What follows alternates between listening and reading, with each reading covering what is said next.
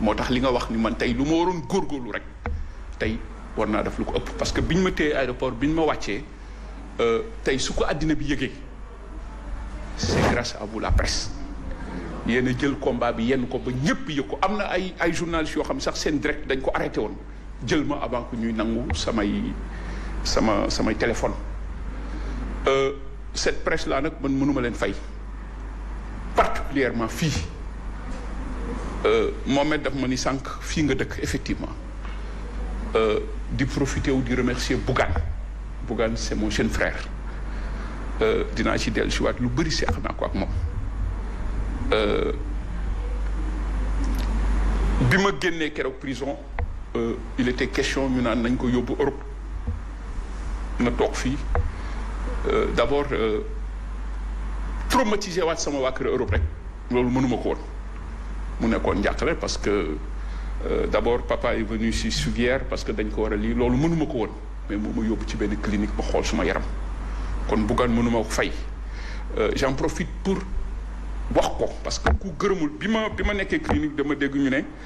benn xaritam moo ko yóbbu ma ni déedéet ku gërëmul nit doo gërëm yàlla xaritam boobu c'est Bougane Gueye et il faut que le Sénégal et la diaspora ñu yëg loolu te bi mu koy def tamit bëgguloon kenn yëg ko te day xaar ba guddi mu taal oto bi ñëw fekk ma clinique bi waxtaan ak man 30 fin delluwaat man Bougane mënu ma ko fay tey mooy suma première sortie à part conférence de presse bi ma def bi nekk sama premier plateau et c'est l'occasion pour moi non seulement de rendre un vibrant hommage à la presse mais remercier Bougane Gueye Dany parce que xëy na nit ñi xamuñu ko mais nawlu naa lu bëri ci Bougane Gueye Dany parce que personne kenn racontuma Bougane Gueye wax naa ko sànq on a fait des voyages yoo xam ni dama yéemu ci moom parce que daan nañu voyage yi toute une journée du ñu lekk comme ni mu ko waxee amoon na loo xam ni mënoon naa toog fi Sénégal dañuy toog ni di jayeexu ndax sonn du dara lu dul bëgg Sénégal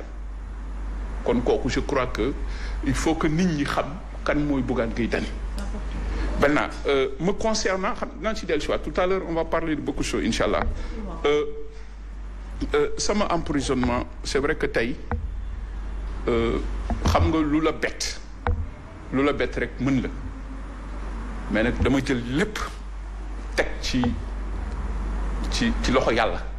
lu waroon am na mënuma ci dara parce que nii la demee il y a 1 an de cela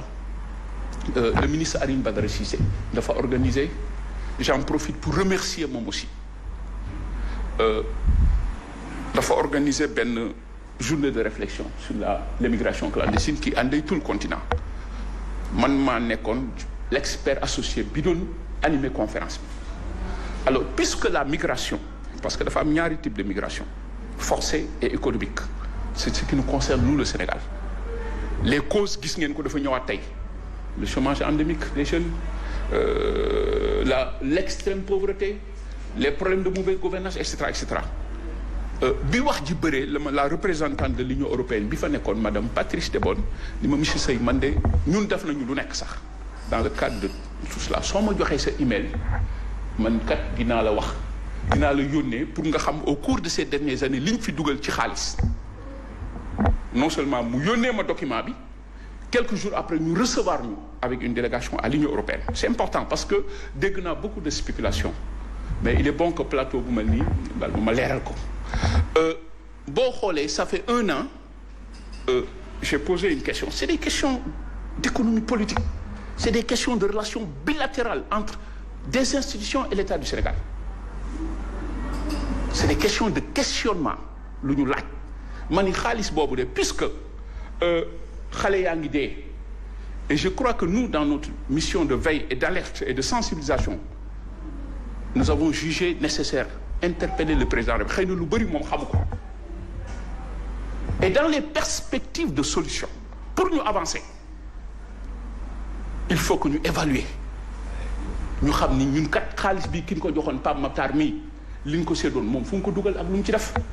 professeur li ñu ko joxoon sinon du ñu avancer mais question boobu laa posé et je le fais au niveau africain parce que aussi il faut que ñu xam ni ñun Horizon Sans Frontières àddina la ñu wax Afrique gis nga yéen a may posé fii li nekk wolof quand BBC m'interpelle ou RFI, quand les chefs d'État se réunissent, je suis l'invité de ces rédactions français la ñuy wax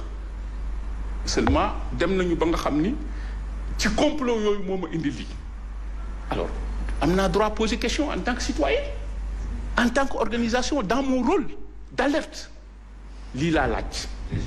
légitimement. Question de transparence et de bonne gouvernance. De transparence mais je crois que loolu on est le président de la République monsieur le ministre ne me dira pas le contraire parce que moom moo woote loolu. alors ma dem voyage yi. j'ai appris que dañ ma jox interdiction de sortie pour vous qui êtes mes amis sur Facebook ku ñu jox interdiction de sortie Omar dina dem ba aéroport photo ni man kat maa ngi dem parce que mon fils fête ses 18 ans le 26 te su ma pertee vol amatul à cause du Covid. donc il n'y avait pas cette interdiction de sortie. non ku ñu def sortie dina yëgale nu muy def ba jàll. kii yor de du sëkkat. waaw ma dem ba Europe j'ai vu un téléphone qui m'a appelé 3 fois man maa jël parce que xamuñu ne soo génnee tu payes le trafic international. ma dindi sama puce dugal numéro bi ci WhatsApp ma woo ko ma ni ko man de dama gis téléphone bi nga woo ma plusieurs fois mu ne ma effectivement man la Mbaye Ngom section recherche dañ la bëggoon interroger ci li nga wax. ma ni ko li ma wax parce que la ma wax bëri na. mu ne ma sur les fonds li nga bind ma ni ko déet la ma wax ak la ma bind man parce que bind mën ngaa bind loo neex mais la ma wax du deñ te mën naa ko répéter man dama poser des questions sur ces fonds là xam nga man 118 xam nga je suis pas un contre-pouvoir du ma waxantu lan ma jox 118 milliards gisoo Union européenne plus la wax mais man la ma jot laa xam ni xaalis boobu laa ni tey jii pour ñu avancer il faut que ñi ngi ko joxoon ñu wax président de la République ñun kat parce que tey nag la responsabilité est engagée au sein de l'État. tey événement yi wane na ko nii la demee mu ne ma d'accord soo ñëwee man ko dinaa ñëw sur le champ j'ai appelé ci fan yooyu Madrid neige bi dafa l'aéroport dañoo arrêté woon vol ma woo Iberia man leen dimbali leen ma dama am urgence Sénégal ñu ne ma léegi daal benn Auchan moo fi nekk ba le tel amul vol léegi si tu veux demain ñu waxanteeg TAP Portugal wutal la foofu ma yenn samay bagages Lisbonne egsi fii Dakar ay vers 2 heures 3 heures du matin xalaatoon naa lu nekk nag lu dul que dañ may téye ci dara lu dul laaju dama laaj te tudduma kenn nag am naa droit laaj lii moo indi sama incarcération alors ñu yóbbu ma section de recherche et jusque là-bas pour man damay sax ñibbi sama kër ñu toog di xaar procureur bi ñu toog ba ngoon ñu ne ma non il faut ñu téye la dañu wax ñu téye la il faut ñu téye la ñu xëy suba lundi yóbbu ma fagaat ñu déféré ma alors ci biir déferment boobu nag tey il est bon que l'opinion internationale sache que ngeen xam ko je suis sorti de prison avec des séquelles gis nga keroog bi ñu may évacuer pratiquement j'ai développé même des trucs de crise cardiaque mais tey maa ngi faj un diabète que j'avais pas parce que tout simplement toog naa 15 jours man képp ku ma xam-xam ne su may ñëw Sénégal sax samay café ak samay lépp dama koy indi bon ñu ne lekk du ñu ko dugalal une semaine lañ koy indi lu ma musaana lekk dama koy wàcc mënuma ko lekk su ma musaana lekk dara cere la ñuy jël. Donc ça veut dire quoi que foofu vous étiez mal nourri deuxièmement il y avait pas d'assistance ñu comprendrez bu baax ce que vous voulez dire. Il y a des restrictions sur les aliments. waaw parce que dañu wax à cause du Covid. lekk du dugg ce n'est que le week-end mais par contre je ne comprends pas pourquoi lekk dugg week-end samedi te mënul dugg lundi. D'accord. Et j'ai demandé à ce que moi je ne peux pas peut-être vous demander un régime spécial mais permettez-moi de manger des fruits mais dem nañu ba nga xam ne man su ma lekkee cere la ñuy def suukar daf ci sunguf meew tàngal ko ma mën ko lekk c'est ce qui m'a créé diabète bi kon man xëy na tey nag du ma fayu je n'accuse personne lii la yàlla bëggoon ma nangu ko yàlla may ma force boo xam ne tey toogaat naa fii mais lii lañ ma indil comme problématique et je ne pense pas que man Boubacar Seye je mérite cette humiliation de l'État du Sénégal.